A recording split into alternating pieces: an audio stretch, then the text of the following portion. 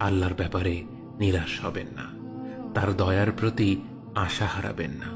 যখন কোনো বান্দার জন্য দুনিয়া সংকীর্ণ হয়ে আসে, বিশেষ করে যখন আপনাকে মানুষ পরিত্যাগ করে, এবং বিশেষ করে এমন কেউ যার উপর আপনি আস্থা রাখতেন কিন্তু সে আপনাকে নিরাশ করেছে, আপনি আল্লাহর পরে তার উপরই আশা রাখতেন অথচ সে আপনাকে লাঞ্ছিত করেছে, সেই সময় জেনে রাখবেন যে আল্লাহ চাচ্ছেন আপনি তার শরণাপন্ন হন।